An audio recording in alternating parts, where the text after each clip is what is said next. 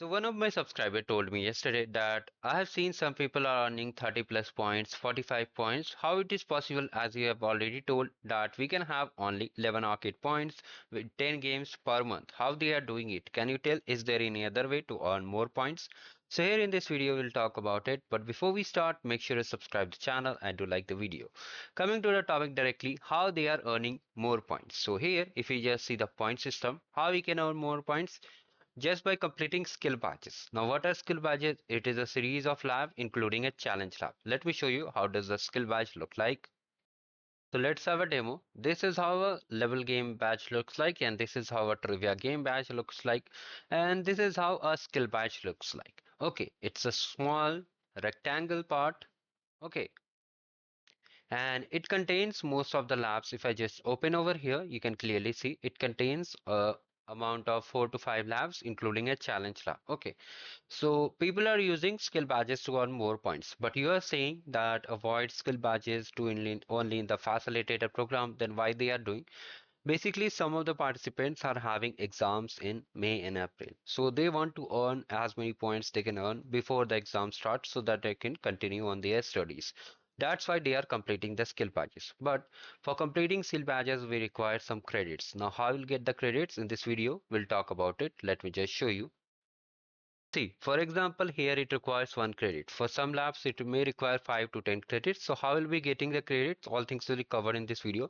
One more query, most of the people were asking about the pre-assessment skill badges. So what are normal skill badge and what are pre-assessment skill badge? So in normal skill badge, you won't be able to see this blue strip. Okay. Here, what is the benefit of pre-assessment skill badges? You won't have to complete first, second, and third lab or more lab if they are mentioned. Only you have to click on start challenge and the last challenge lab will open. You don't have to click directly over here. You have to click on this start challenge and you'll be redirected particularly to this challenge lab. And once you complete this challenge lab, you get entire patch. Means you'll be earning this patch. So as per the point criteria, every 2 skill badge give us 1 arcade point. So that's why most people are having more than 30 points. They are doing skill badges.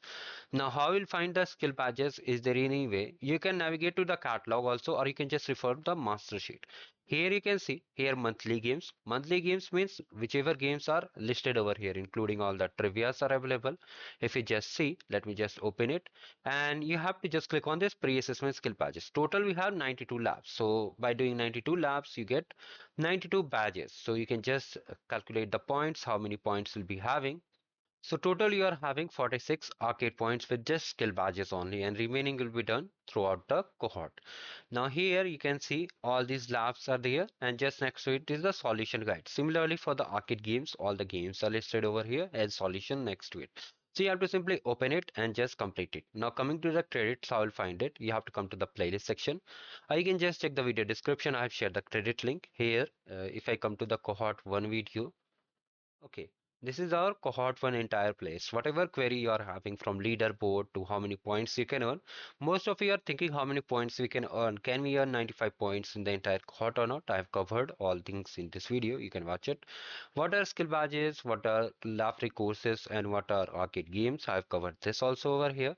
Now, how to get the Google Cloud credits? You can just watch this video. I will share the link in the description. Also, if you are new, how to register it also means how to register in the program. All things are covered in this video.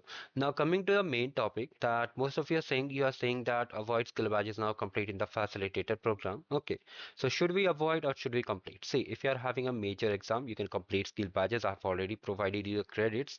But if you're not having any exam and you are free till June, okay, then just avoid it and just complete arcade games only. In simple words, if you are having any big exam, just complete the skill badges because you'll be saving time because studies are more important than these things. Okay, so you can just plan accordingly. So this is the quick thing I wanted to share. If you still have any doubts, you can let me in the comment section.